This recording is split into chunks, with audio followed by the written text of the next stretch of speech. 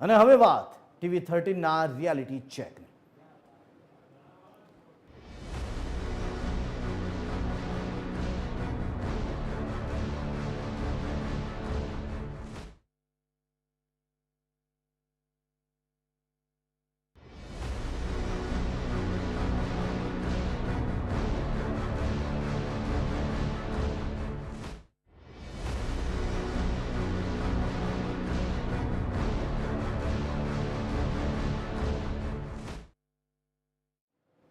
છેલ્લા કેટલાક દિવસોથી TV13 દ્વારા એક રિયાલિટી ચેક કરવામાં આવી રહ્યું છે અને આ રિયાલિટી ચેક છે રસ્તાઓનું, પુલનું, બ્રિજનું।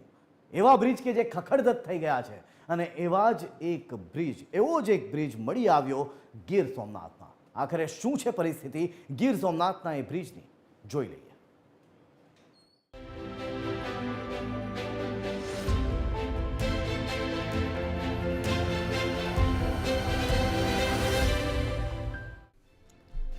આ દ્રશ્યો છે વેરાવળથી કોડીનારને જોડતા મુખ્ય માર્ગ પર આવેલા હિરણ નદીના પુલના। સોમનાથ મંદિર નજીક આવેલા પુલ પરથી દરરોજ હજારોની સંખ્યામાં વાહનો પસાર થાય છે, જેમાં સરકારી એસટી બસ સહિતના ભારે વાહનોનો પણ સમાવેશ થાય છે। આ પુલ આશરે 7 દાયકા પહેલા બનાવવામાં આવ્યો હતો, જોકે તેના પાયા હજુ પણ મજબૂત હોવા છતાં ઉપરનું સ્ટ્રક્ચર અત્યંત જર્જરિત હાલતમાં છે। બહુ ખરાબ છે, કોઈ રિપેર થતો નથી, ઠીકડા માતા નથી, કોઈ રિપેર થતો નથી। બહુ ખરાબ, વરસાદ ચાલુ હોય તો એમ નીકળે ને એટલું કરે હોય એમ વાહનો ખરાબ થઈ જાય એમ। સ્થાનિકો આ પુલની ખરાબ હાલતથી ચિંતિત છે અને સત્વરે તેના સમારકામની માંગ કરી રહ્યા છે। TV13 દ્વારા કરવામાં આવેલા રિયાલિટી ચેકમાં એક અત્યંત ગંભીર બાબત સામે આવી। આ પુલના મરામત માટે રાજ્યનું માર્ગ અને મકાન વિભાગ અને નેશનલ હાઈવે ઓથોરિટી એકબીજા પર જવાબદારીની ખો નાખી રહ્યા છે। કોઈ પણ વિભાગ આ પુલની જવાબદારી લેવા તૈયાર નથી। હાઈવે દ્વારા જે પુલ બનાવવામાં આવ્યું છે એના ઉપરથી કોઈ પસાર થતું નથી। અહીંયાથી સરકારી તંત્રોના વાહનો પણ પસાર થાય છે અને 2 થી 3 તાલુકાને જોડતો આ માર્ગ છે। બાજુમાં જ સોમનાથ મંદિર એવડું મોટું યાત્રાધામ છે, તો બહારથી આવતા લોકો, દીવ બાજુથી આવતા લોકો છે એ યાત્રાધામ અહીંયાથી જ જાય છે, પ્લસ માર્કેટિંગ યાર્ડ પણ છે।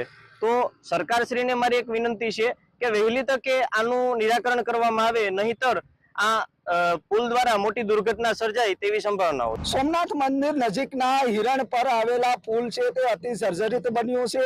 આ પુલ આશરે 70 વર્ષ જૂનું છે, ત્યારે અહીંયા સોમનાથથી જતા શ્રદ્ધાળુઓ અને જે આસપાસના વિસ્તારના, જે ગ્રામ્ય વિસ્તારના લોકો છે તે આ બ્રિજ પરથી જ પ્રસાર થાય છે। ત્યારે જે આ સોમનાથ કોડીનારને જોડતો છે આ રસ્તો છે, ત્યારે જે બાજુમાં જ નેશનલ હાઈવે છે તે નવો બન્યો છે, પરંતુ જે આ વાહનો છે તે આ જ બ્રિજ ઉપરથી પ્રસાર થાય છે। ત્યારે આ જે બ્રિજ છે તેમની નીચે છે તે સળિયા દેખાઈ રહ્યા છે અને TV13 ગુજરાતી દ્વારા રિયાલિટી ચેક છે તે કરવામાં આવ્યું છે। ત્યારે જે આ પુલ છે તે અતિ જર્જરિત છે। તંત્રને પણ અનેક વખત રજૂઆત કરવામાં આવી છે, પરંતુ આ બ્રિજ ઉપરથી જે ઓવરલોડ વાહનો છે તે પ્રસાર થાય છે અને કોઈ પણ જે આ બ્રિજ છે તે તૂટશે અને કોઈ જાનહાનિ થશે તો જવાબદાર કોણ? ત્યારે ખાસ કરીને વાત કરવામાં આવે તો આ બ્રિજ છે તેમની બાજુમાં જ સોમનાથ નજીકનો જે વેરાવળ માર્કેટિંગ યાર્ડ આવેલો છે, તેમાં પણ જે ખેડૂતો છે તે પોતાનો માલ લઈને આ બ્રિજ ઉપરથી જ પ્રસાર થાય છે। ત્યારે હિરણ નદીના કિનારે આવેલો જે આ બ્રિજ છે તે અતિ જર્જરિત બન્યો છે। ત્યારે તંત્રને પણ અનેક વખત છે તે રજૂઆત કરવામાં આવી છે।